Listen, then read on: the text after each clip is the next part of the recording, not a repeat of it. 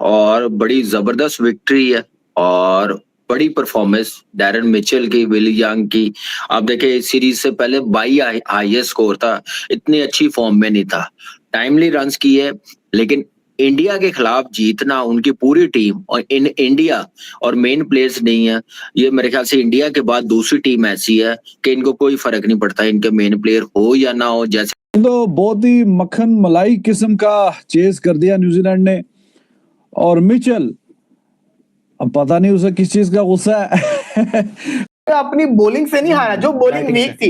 इतनी तगड़ी batting lineup होने के बावजूद जिस एवरेज 300 प्लस की है, वहां पे अगर आपका रोहित और कोहली ना चले तो ये टीम है आपकी। प्लेयर हो या ना हो, जैसे test series without Tim Southee, Kane Williamson नहीं थे, जीत के चले गए हैं और ये भी विक्ट्री, बहुत बड़ी विक्ट्री है। और मेरे ख्याल से आउटस्टैंडिंग परफॉर्मेंस दिखाई है और इस टीम के पास वो टैलेंट है। इन्होंने बैकअप प्लेयर्स अपने ऐसे बना लिए हैं, अब इनको फर्क नहीं पड़ता कि हम इंडिया में खेल रहे हैं, हम पाकिस्तान में खेल रहे हैं। फिर पता नहीं अब फिर क्या हुआ, क्या कहानी हुई, तो फिर साइड पे कर दिया। तो अब खैर वो तो लाइट मोमेंट में बात मैं कर रहा हूँ, लेकिन वो उसकी परफॉर्मेंस बड़ी लाजवाब चल रही है। 53-54 का तो उसका करियर का स्ट्राइक रेट है, तो 700 पहले तो 8वां आ गया, तो 100 भी बड़े अच्छे शानदार है। तो भाई ये बंदा बहुत ही बेहतरीन परफॉर्म कर रहा है और मैच फिनिश करके आया 131, नॉट आउट। वो विल यंग, उसे भी आके कोई एक्स्ट्रा ऑर्डिनरी किस्म की कोई परफॉर्मेंस उसकी आती है whenever he comes to India. वो जब न्यूजीलैंड में खेलने आई थी टेस्ट सीरीज, जब जीत के गए थे, उसमें भी he was the player of the series.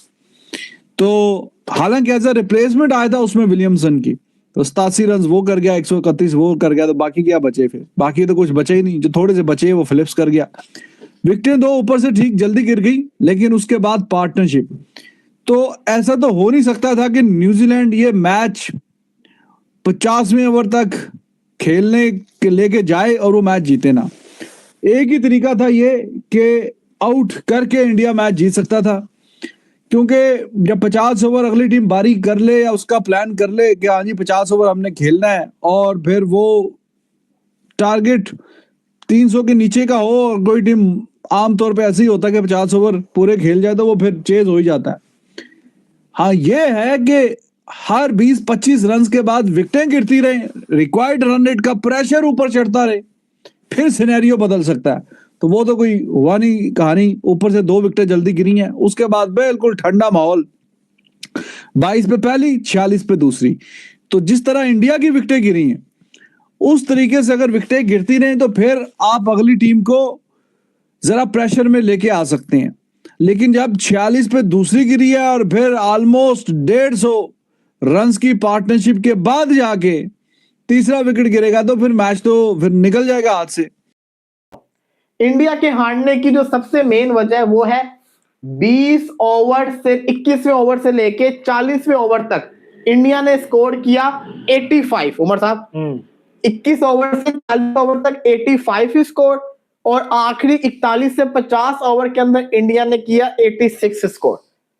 मतलब कि जो आपका मिडल ओवर्स की जो बड़ा क्रूशियल स्टेज थी, वहां पे जडेजा और केएल राहुल ने इंतहा का स्लो खेला। विकेट से गिरी थी ना, तो क्या हो गया भाई साहब, लेकिन स्लो खेला।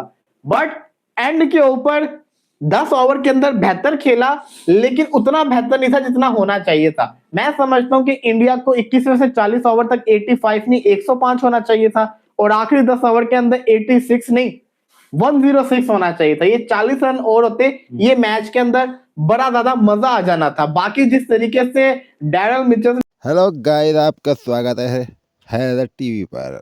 रात भारत और न्यूजीलैंड के बीच खेले गए दूसरे वनडे मुकाबले में न्यूजीलैंड की टीम ने, जो नई टीम है और भारत से बहुत ही कमज़ोर नज़र आ रही है भी कमज़ोर, उसने भारत को 7 विकेट से हरा दिया। भारत की तरफ से सिर्फ राहुल ने अच्छी बल्लेबाजी की, उसके बाद गिल ने, और कोई बल्लेबाज भारतीय टीम का चल नहीं पाया। कोहली और रोहित शर्मा की बदौलत भारत कब तक जीतेगा। इसके बाद न्यूजीलैंड की शुरुआत अच्छी नहीं और 42 रन पर 2 विकेट गिर चुके थे, मगर मिचेल और ओवन ने मिलकर 170 रन की पार्टनरशिप करके न्यूजीलैंड को भारत के खिलाफ जीतने में करीब पहुंचा दिया और न्यूजीलैंड इस मैच को 7 विकेट से जीत गया। आपके इस बारे में क्या राय है हमें कमेंट करके बताएं और पाकिस्तानी मीडिया का रिएक्शन देखिए इस वीडियो में। अगर आपको हमारी वीडियो पसंद आए तो इसे सब्सक्राइब, लाइक, चैनल को सब्सक्राइब और लाइक ज़रूर करें। धन्यवाद।